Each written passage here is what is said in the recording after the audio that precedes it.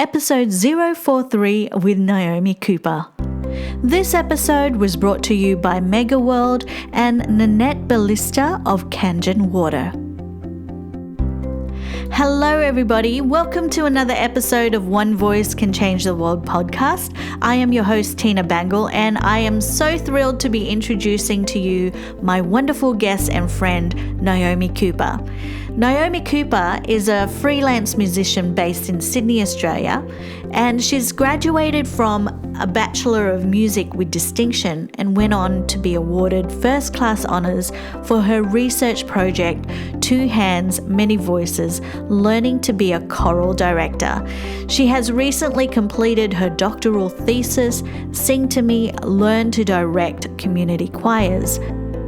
Naomi is currently working as a choral conductor, performer, sessional academic, guitar teacher, musicianship teacher, and workshop facilitator.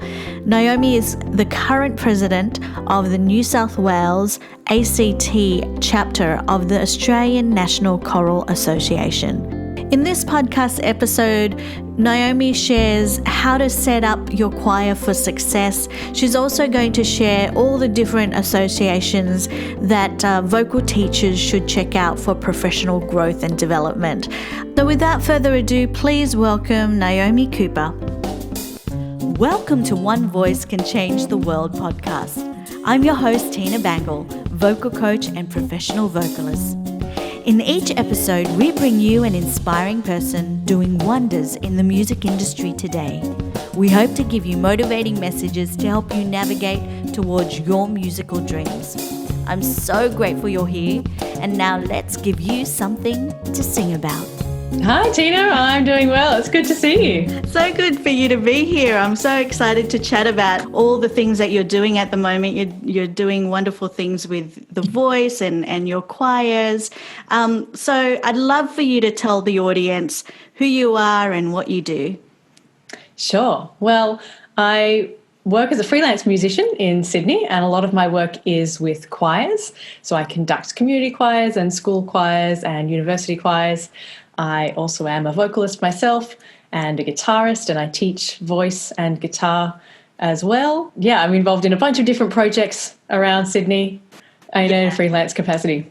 We met when I joined ANATS, which is the Australian National Association of Teachers of Singing. Yeah, we were roommates in Tasmania for the conference, the voice conference, which was exciting. We were with roommates with Veronica, who owns Sydney Voice Studios. It was really lovely to get to know you. And how did you get involved with singing and music? Well, I came from a musical family. I think is a really important part of where all of that started. The piano that's behind me was in my grandparents' house when I was small, and then came to my parents' house when I was growing up, and I learnt to play on this piano, and now it's in my house, which is pretty amazing. Oh, great. So my dad's dad came out from Ireland and kind of brought the Irish community sing-along tradition to the family. And on my mum's side, I've got aunts and uncles that play instruments and sing, and we often will have a bit of a sing-along at Christmas time. So it was always kind of around me as a kid growing up, and I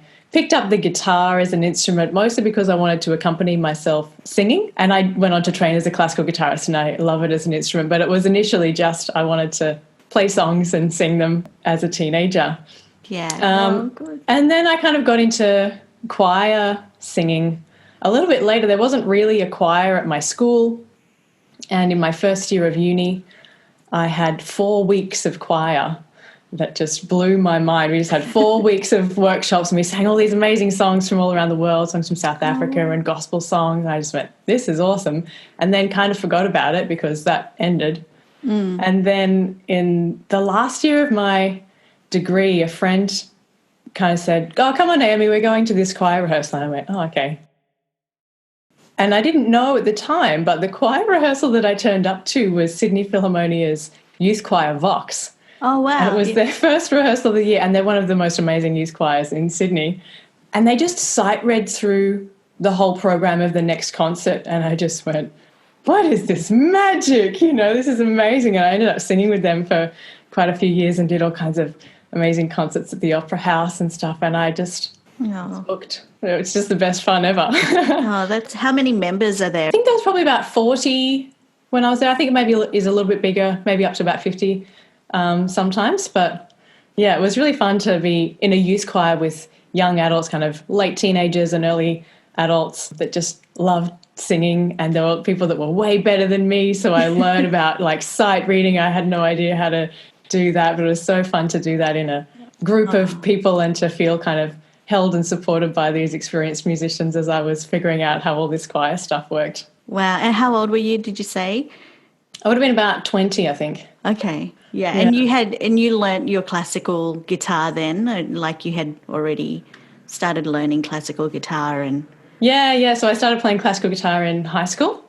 And I'd had piano lessons because at some point I went, if I'm going to be a musician, I should probably learn to play the piano. And I never got particularly excellent at piano because I was too busy playing guitar and playing pop music. But it's been a really good tool for me in my work to actually go, I can play bits and pieces of choir works and stuff. That's great. It's really lovely to have my son learn from you guitar.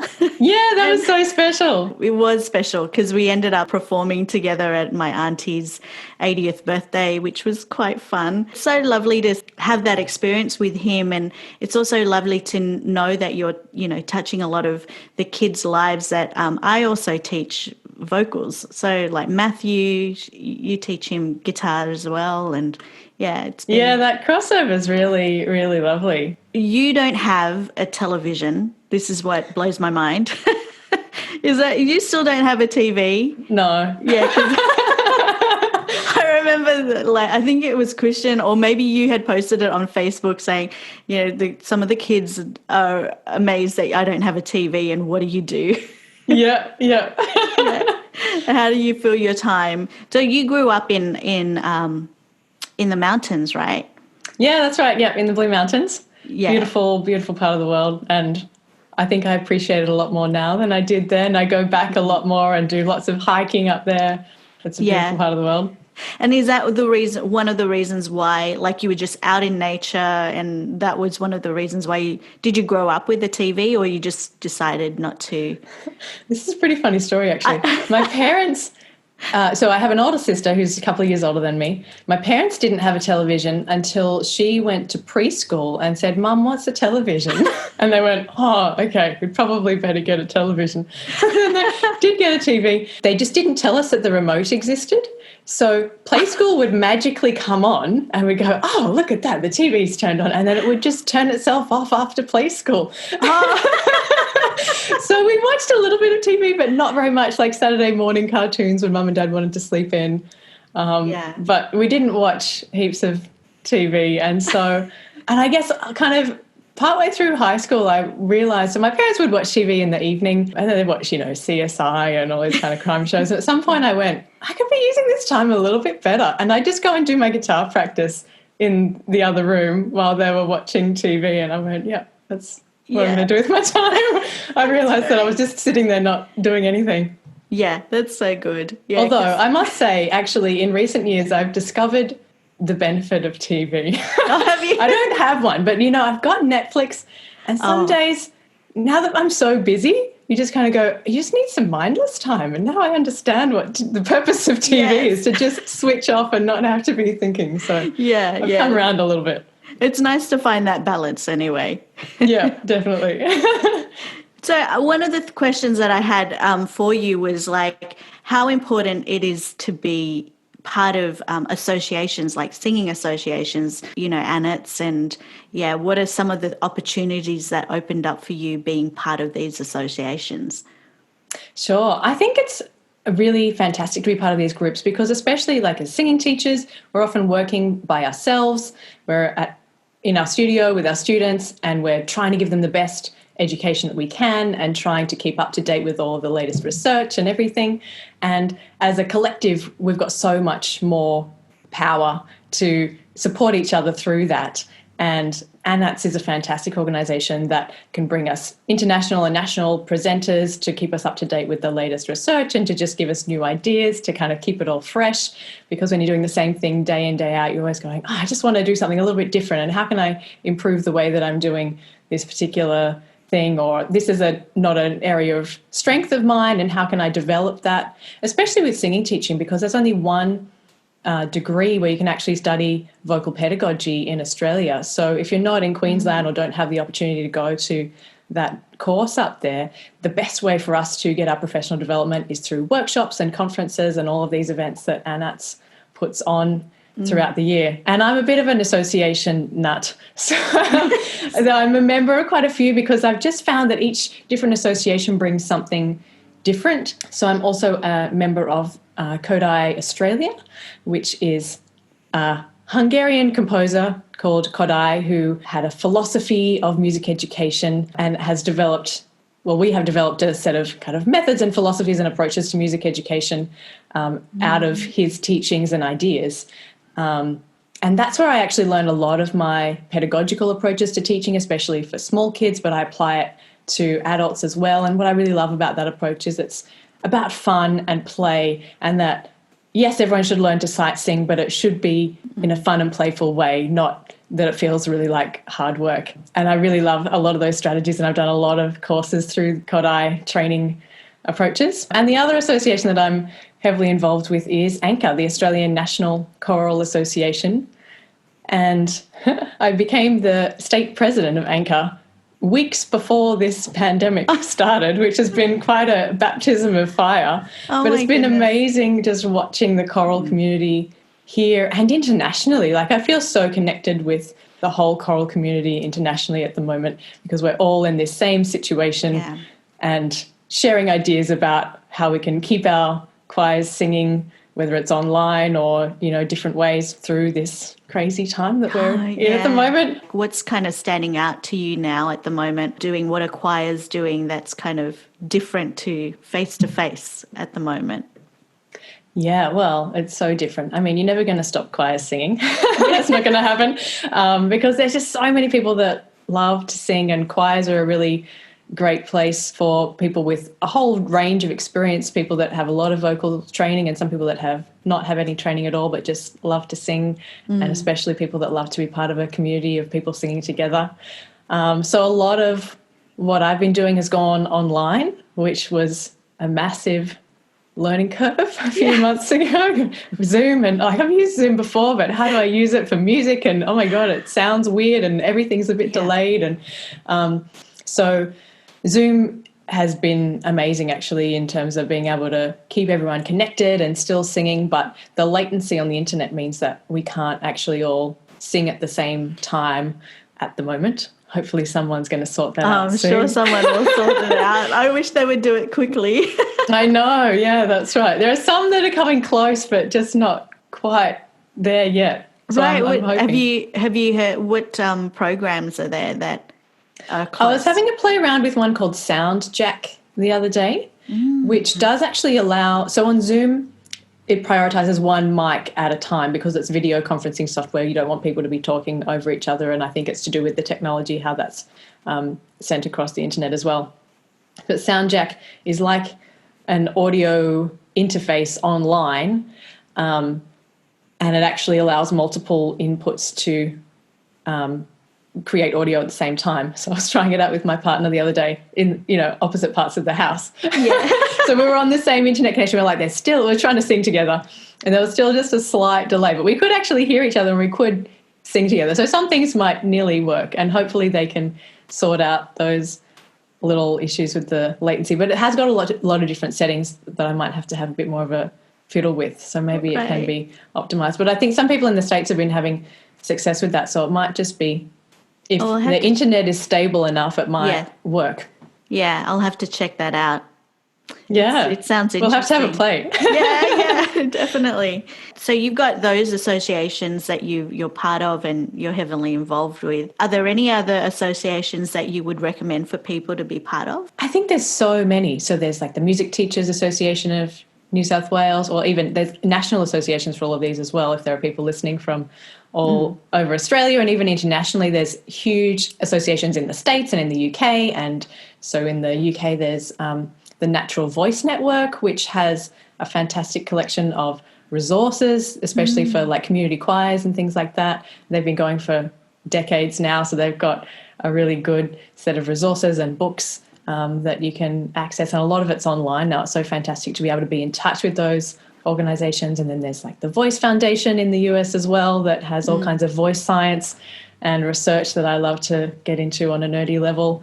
Oh, great. So I just encourage people to look and see what's out there, because there's just so many, and they each offer a little niche kind of a market. And especially with things being online at the moment, all the conferences for the US associations were online this year, so we could attend online, which is just, you go, oh, there's just so many amazing presenters, and I just wanted to go to everything. And you know, you can't go to everything, unfortunately, especially when you're spending all day on Zoom teaching yourself. You go, oh, I can't sit in front of Zoom anymore. But I think a lot of those are going to be offered online for several months, so you can kind of catch up and see the ones that are interesting to you. Yeah, I really loved that we went to Tasmania, that you had that balance of, you know, getting to chat to everybody when some of the seminars went on, and then explore Tasmania. That was the best part.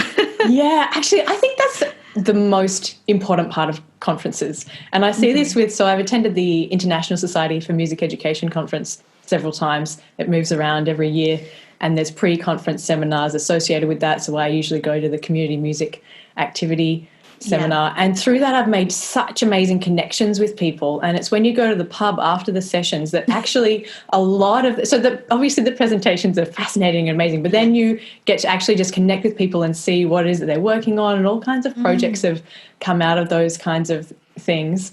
And it's like book publications, and someone was doing a 24-hour songwriting thing and went, I'm just going to call you from Hong Kong, Naomi, and write you a song, you know, impromptu. And I just go, this is amazing. Wow.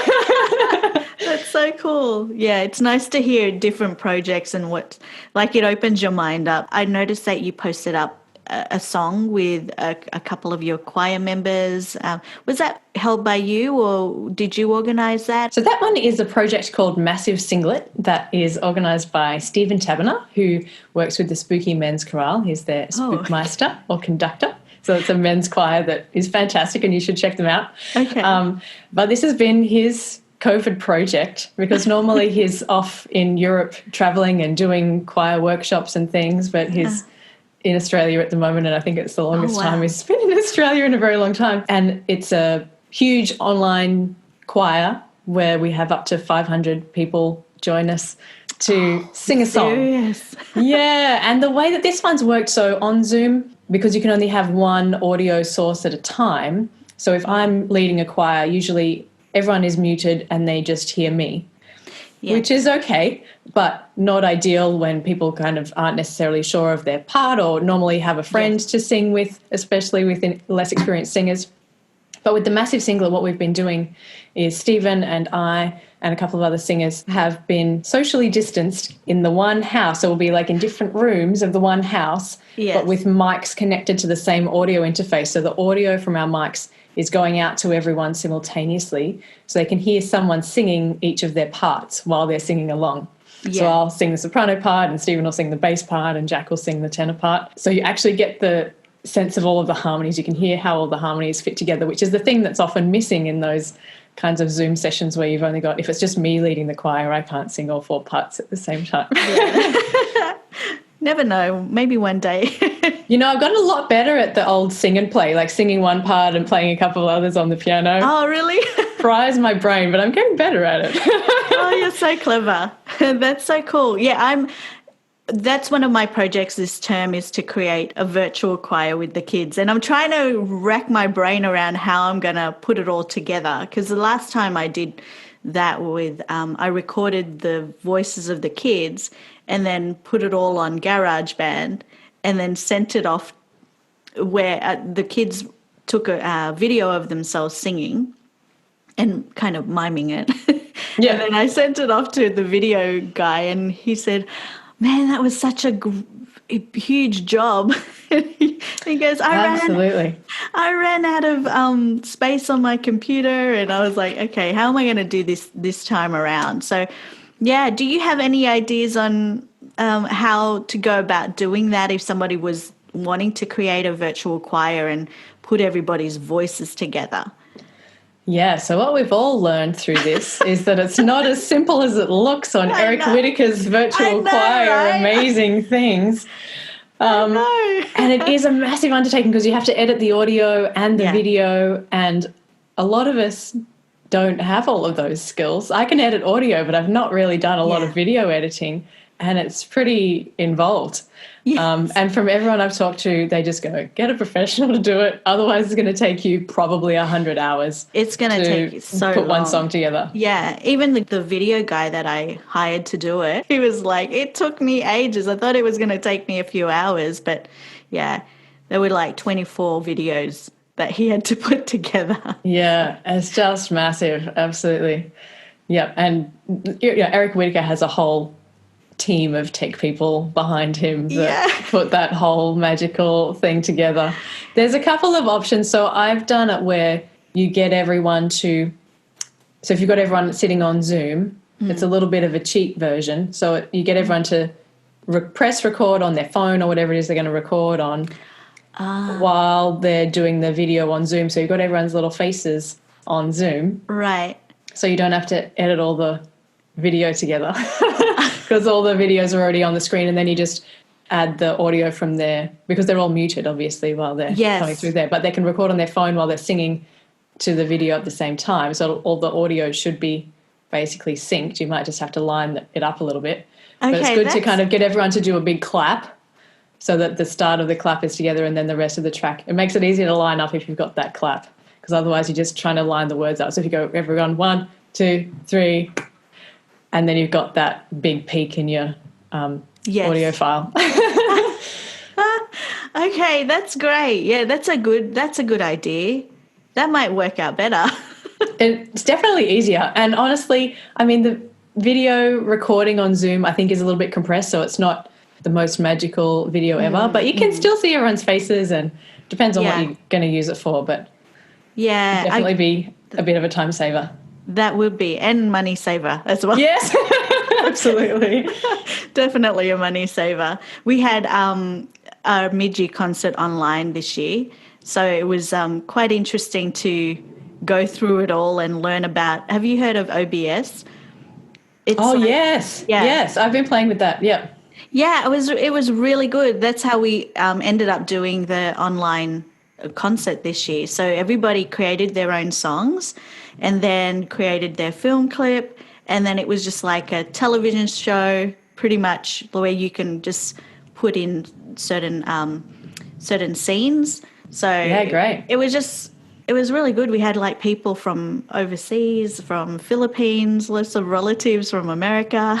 That's amazing, isn't it? I feel like even though we're all in various capacities kind of locked in our homes, there is that sense of connection internationally. And I know that with my National Estonian choir, I've got members in all different states, and normally we have a big national rehearsal where everyone comes to Sydney. But it's been fantastic we've just been having our rehearsals online, and all of those interstate people have been able to just log on and come to rehearsals, and we've gone, why haven't we been doing this all along? Actually, people had asked us to do it. They went, can you like stream the rehearsals? And we went, we don't know how to do that. And now we go, well, we've all learned, and now we know how to use Zoom, and we've got it all figured out. We're just going to keep doing that even when we go back face-to-face, so those interstate people can still sit in on the rehearsals. That's so good. Yeah, it's amazing. Like there was last year when I fell sick and I had to have 8 weeks off and had an operation, and I was like, okay, while I'm recovering, or before I had the operation, I was like, oh, I'm going to try online. And a lot of the kids and families were like, really just didn't want to know about it. But then when COVID hit, it was like, okay, we're forced to do it. And everything ended up being online. And the kids, I thought maybe term 2, I'm not going to get any more enrollments because, people don't want to do it online. But it was the opposite. It was just like, oh, we have to, the kids still enjoyed singing, and, it was part of their routine. So, yeah, absolutely. Yeah, I think it'd be really interesting to see what comes out of all of this now that everyone's kind of gone, actually, because I think lots of people were kind of unsure about, will it be as good online and all this kind of stuff. And there's some things that I think work better online. Yes. And it'll be interesting to see how this kind of plays out over the next little while as we move back into some face-to-face stuff, what things we decide to keep online and how we can do hybrid things and reach more people. Yeah. Just from having these new experiences and new skills that we've built up over the last few months. I know, it's quite exciting. It's almost like, when the first VHS and videos started that came out. Yeah. So that it was like, oh my God, this is so cool. But yeah, what do you think the future of choirs will look like for you? Like, do you see something coming up, something new in development, or have you thought of anything that might be exciting for you to implement? Oh, good question. I think what's going to happen is once we're allowed to sing again, everyone's going to want to do it. I've actually been having inquiries from people going, I want to join your choir. And I go, okay, well, soon. Hopefully soon. And I think that there'll just be a big resurgence of people going, actually, we love singing and we miss singing, and we're going to actually really value it a lot more because we realize how much we've missed it. It's kind of opened up a lot of opportunities for kids in terms of like they're understanding themselves and they're loving the singing, but then we've kind of brought in a new thing where we're kind of thinking outside the box. I think as teachers, we've kind of forced to think out the box and figure out ways to bring new aspects to it. So like, for example, songwriting, for the kids, they've enjoyed that. Learning how to songwrite. But there's so much opportunities. That's what I'm kind of thinking, that there's so many opportunities now. Yeah, I think so. I mean, this week, we've got school choirs not able to sing this from last week. So this week I've got a rehearsal with my choir where we're not going to sing. But there's so many other skills that we can be working on. And I'm actually really looking forward to going, actually, there's all these things that we don't have time to work on when we're preparing for a concert, or we're going to sing it in a Stedford and all these kinds of things where you go, let's do a bunch of sight reading. Let's all learn to conduct. Let's look at our posture and physical alignment and all of those things that we, spend 3 minutes on, but we could actually spend half an hour on, and really get into a deeper understanding of all of these things without actually having to sing. And I can send them home to do their singing practice and work on all these other skills. And I think even with one of my choirs that have never really done sight singing, I went, actually, this is a great opportunity for us to learn to sight sing, because you're in your houses and you can make as many mistakes as you like and no one will know. Yes. And you haven't got someone next to you singing the wrong note either. Yeah. So we can kind of work on a strategy to develop these skills. And they've loved it. I kind of went, I don't know how they're going to take to this. And they went, we really love these sight singing exercises. This is fantastic. And you kind of go, we might come out the other side of this with a whole bunch of new skills that, or think so. More developed skills in lots of areas that for whatever reason we haven't focused on, and maybe we should have, but it's just kind of, I think in teaching you're always trying to cover so many things, and one thing comes to light at a particular time and then you go, oh, and now we need to focus on this. So it's kind of shifted that focus a little bit into going, well, we have to do something different, so let's get creative and see how we can make it really worthwhile. Yeah, exactly. Yeah, and I think the parents are noticing that too. I've used this app called On Pitch, and it's really exciting to see. The kids love it. They want to see if they're going to get it on pitch. Yeah. And it's have you heard it? Do you use that as well, the On Pitch app? No, but similarly, so with my beginner guitar students, I often don't teach them how to tune their guitar first up, because I want to get them playing and then go, after you can play a little bit, we'll learn how to tune a guitar. Yeah. But since we've gone back to school, I went, well, I'm not going to touch everyone's guitars because that's going to be mayhem. So we're all going to use an app and learn how to tune it. And it's like they're playing a video game, because it's too low, tune up, tune up, tune up. You got it. And it goes ding. They love it. Yes, so, that's right. They can all tune their guitars now. It's great. Yeah. And it is nice. It's a nice challenge, and it's so helpful for them. And for us too. Yeah. Have you got any new projects coming up, or do you have something that you're working on at the moment? Well, I need to get cracking on this, but I've just been invited to write a chapter for an Oxford Handbook of Community Singing, which is pretty exciting. And it's actually kind of a good time to be doing that because, like, I can sit at home and write at the moment while I'm not doing some of the things that I would normally be doing. You're so clever. That's so cool. Yeah, so I'm looking forward to doing that, and I think I might do a little bit of kind of new research for that. So I'm going to do a bit of a study on my Estonian choir and how – so this Estonian choir got together to perform at a massive choir festival in Estonia where there's 30,000 singers in the choir. At the moment we look at the videos there and everyone's all crammed in going – is this ever going to happen again? You know, what are those people doing so close to each other? Yeah, I know. You look at it differently now, don't you? I know, it's amazing. But we were there last year and it was an amazing experience.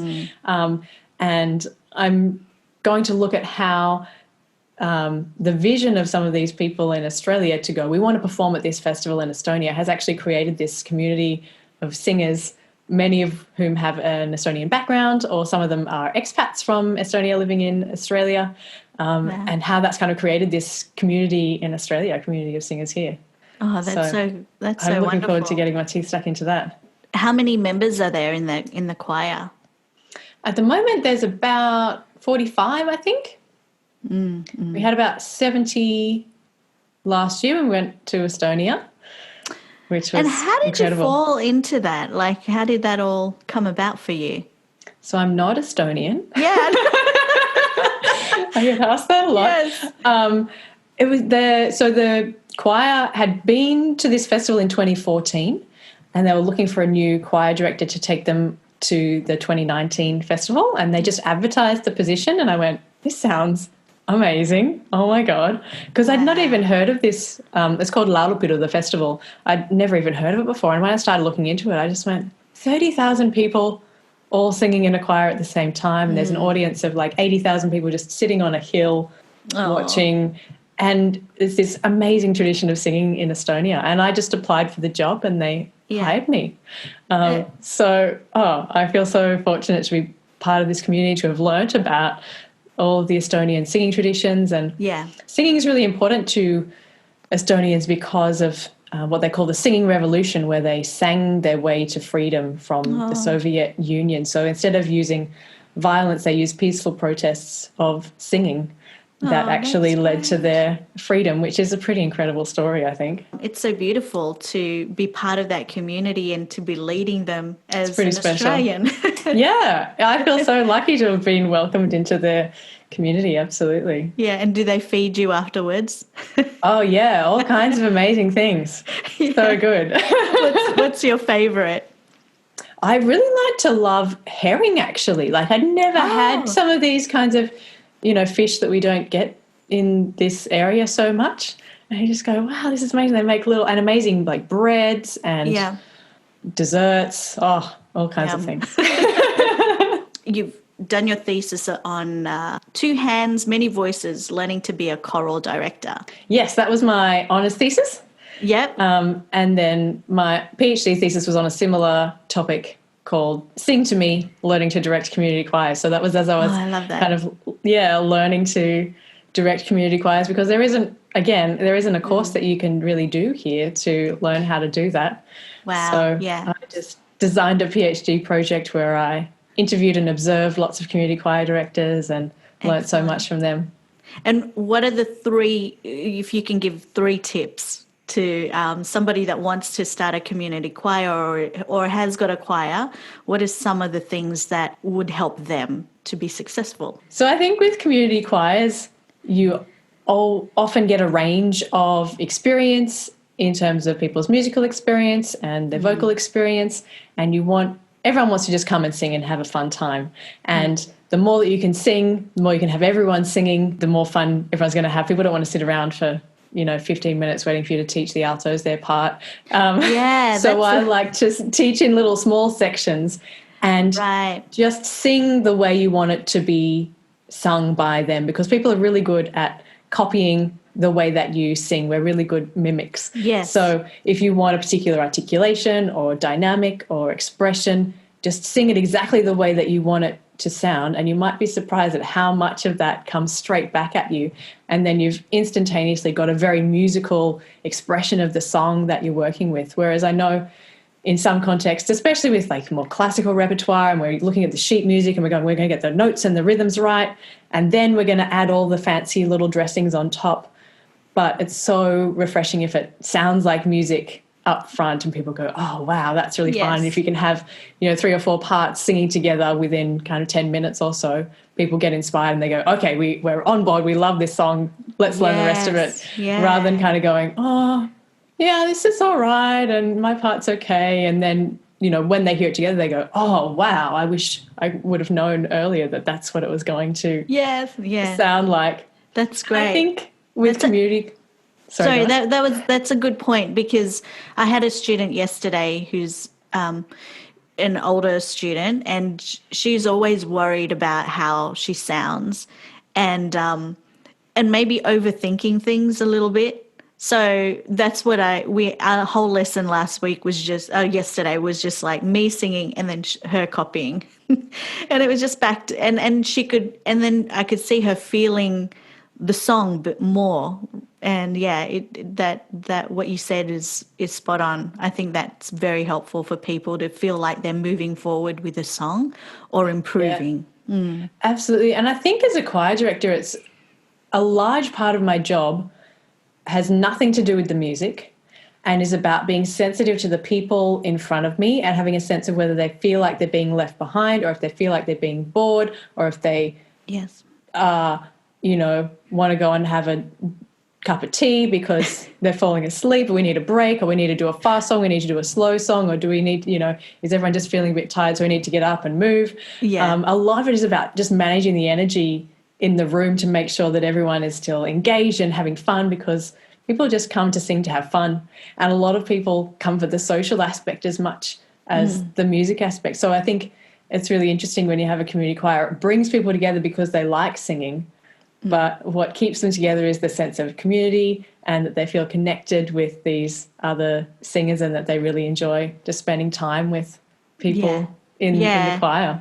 I think that's great. I think, it's important to build up that community and celebrate that. Do you have any other tips as well for people?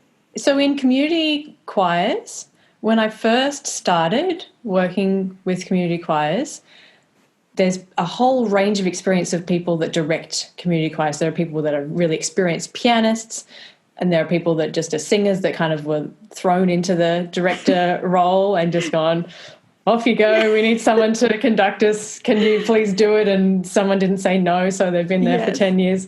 But I really encourage people to seek professional development, to work on the skills that are going to help you to be successful, because I've done a lot of conducting, like formal conducting study, and lots of people kind of think that doesn't really apply to community choirs because people don't have the musical training to really understand how that works. But if you have the skills of a conductor, the singer doesn't necessarily need to understand what it is that you're doing, but you can do a gesture and they will automatically breathe because they can't help it. And they'll come in because you have given them such a clear cue that they know exactly where it is. They don't need to think. They just need to look at you and they'll know exactly what it is that they need to do.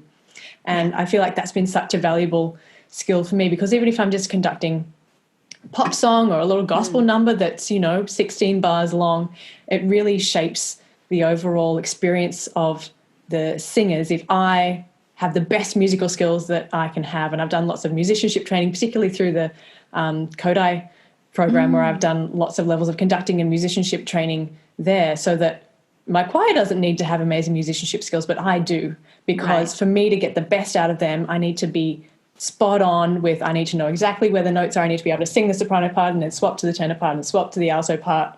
Whereas if I have to hesitate and go, let me just figure out where that note is, it kind of creates a 5-second lag in the rehearsal, which can have an effect on the whole energy. So I feel like by developing my musicianship skills and my conducting skills, it has made me a much better conductor, even of community choirs.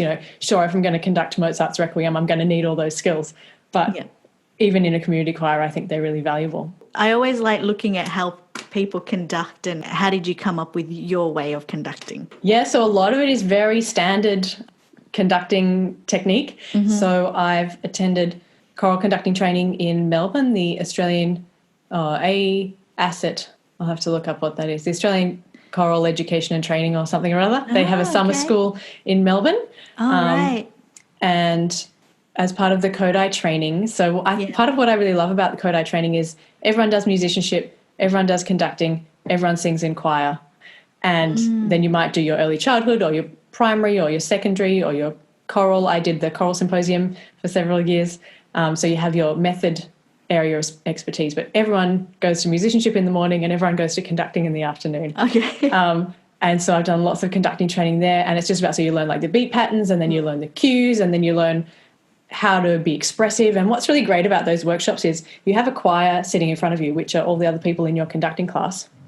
And so you'll be singing whatever it is, and you'll conduct, and it's amazing how the singers respond to your gesture. So if you kind of give a hard gesture, they're going to sing like that. Whereas if you have a kind of a flowing gesture, they're going to sing like this. And, you know, the way that you kind of give the breath gesture is going to affect the way that they breathe as well. And it's really interesting being on the other side of that, because you'll be singing for a conductor and you go, I know how to breathe well, but I breathed terribly then because the breath gesture they gave me was not the gesture that I needed to help me take a good breath.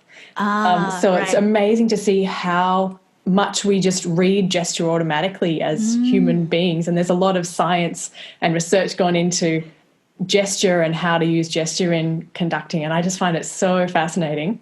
Amazing. It's all just been learning from other conductors that know a lot more than me. It's always fun to know what your obsession is at the moment. Is there anything that's a little bit quirky or fun that you are obsessed with? That's a fun question. It's been a little bit stilted recently, but last year in 2018 it must have been, I went on a gospel choir tour to the USA, which was amazing. Yes. And I was in New Orleans and listened to all this amazing music, and I saw some people dancing and I went, what is that? And someone said, oh, that's Lindy Hop. And I went, oh, wow. I need to do that. So at the start of last year, I went along to my first swing dancing class. I dragged my partner along. Awesome. And learnt how to swing dance. And obviously we can't do partner dancing in social contexts at the moment because that involves touching other humans. But we sometimes do a little bit in the lounge room. And it's been so fun. I've missed dancing. I did like jazz ballet as a kid and always enjoyed that. I was never amazing, but I always kind of loved dancing and moving to music, and it's been so fun to firstly feel like a beginner at something, because I think as teachers it's really important for us to remember how stupid you feel when you're doing something for the first time and feel like an idiot. But because I've got musical skills, that kind of translates into the dancing. I've got a sense of rhythm, and I know if I end up on the right foot, then everything's going to be okay. Whatever happens in between, it's like when you're sight reading a piece, you know, just stay in time, it'll all be okay. If you skip a couple of notes, it doesn't matter. So I've had so much fun doing that, and I can't wait to get back to doing some social swing dancing. Oh, that's fun. That's so fun. Another question that I ask everybody is, what is one song that changed your life? Oh, well, you remember when I mentioned Vox, the youth choir that I sang with? So that first rehearsal that I walked into, where they just sight read everything, one of the pieces that they sang was Eric Whittaker's A Boy and a Girl. And I'd never heard any of his music before because I hadn't really heard much choral music. And it's just this most beautiful setting of a gorgeous poem, and it's got these really beautiful cluster chords. And I think that definitely was one of the songs that I just went, oh my God, like it's so special, and it's in 8-part harmony in some parts. And so they're these really like chunky chords, but it's just beautiful, and the setting of the poem is just heartbreakingly beautiful. And I just went, there's just something so special about voices singing together, and it's a cappella. There's just, you know, however many voices there are in the room coming together to make this beautiful piece of music. And I think that's when I just fell in love with choral music, and here I am. Look how far you've come. Oh my gosh, you're the president of the Choral Association at the New South Wales and ACT chapter. Yeah. Yeah. And it's like, yeah, It's you've pretty come a long surreal. way. Yeah. But that's the thing, right? Like you're doing something that you're so passionate about, and you're kind of discovering things on the way. It's exactly what people say. You're on this journey, and doors are opening up for you, and opportunities are opening up for you. One of the things that kind of is exciting is going overseas and doing all these workshops and conferences. What can you say to people that are doing what you're doing?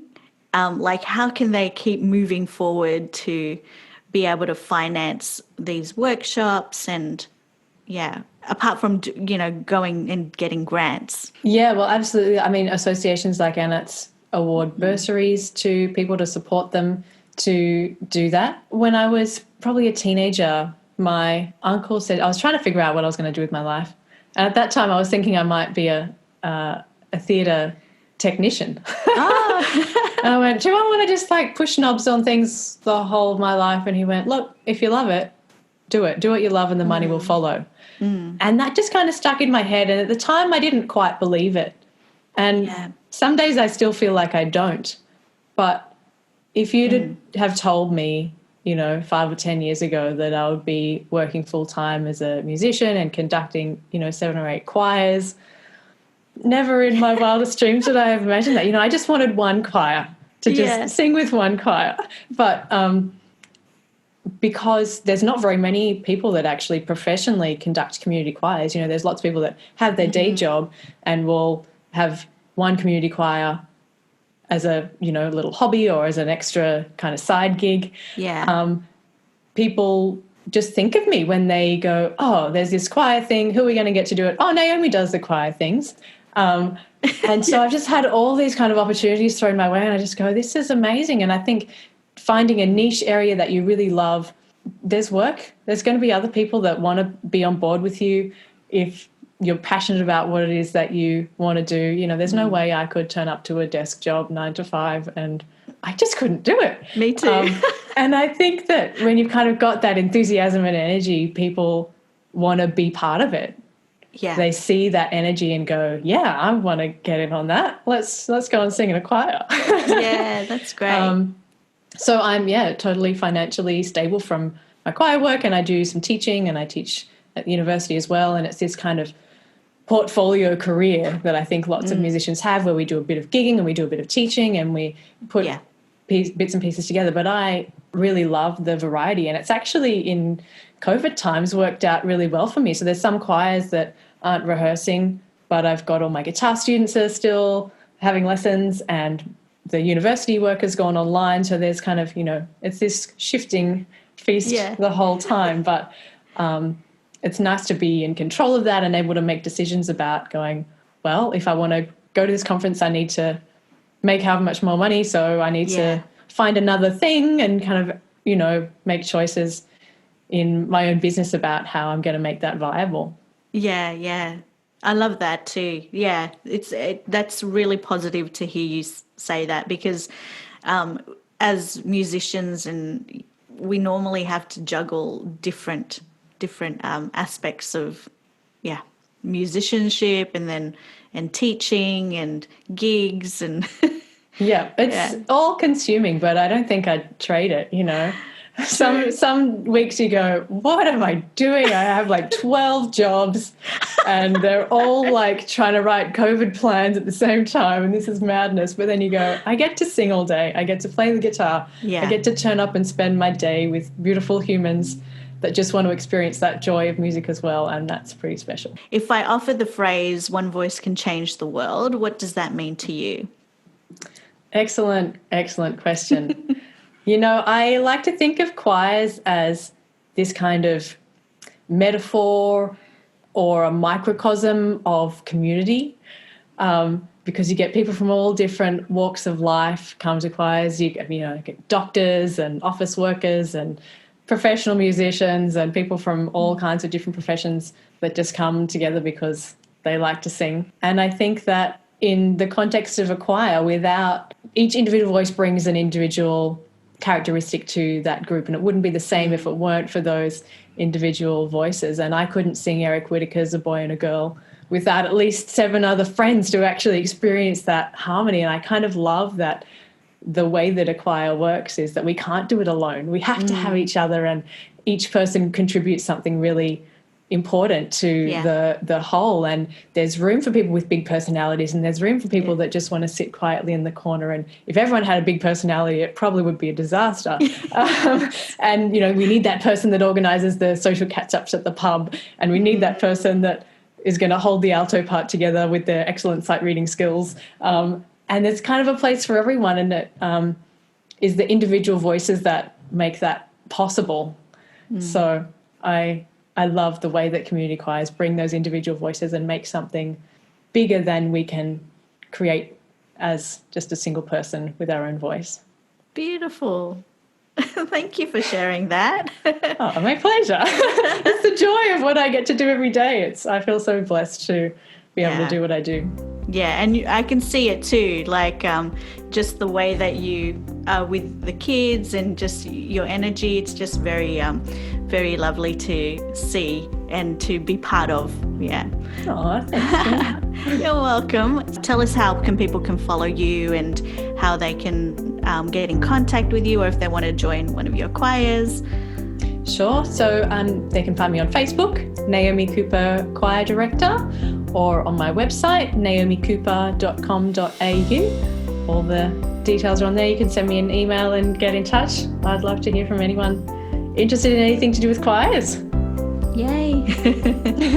Thank you so much for being part of the show today, Naomi. I know that you're even though, you know, you're not holding your choirs face to face and you're not having to travel everywhere. I know you're very, very busy still.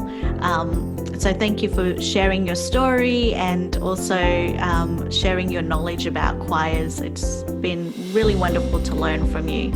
Oh, it's been such a pleasure. It was when you sent me the message, I just went, something fun to look forward to, you know? I feel like there's not enough of those at the moment, and it's so nice to chat with you. And you had some great questions. Oh, thank you. Well, there you go, everyone. Thank you so much for joining us, and I hope you enjoyed that interview with Naomi. If you would like to check out the associations, there is going to be a download link for you to download the list of associations that you might like to check out if you are a vocal teacher or you're just into learning more about the voice. Be safe and well, and I will see you next time. Bye for now.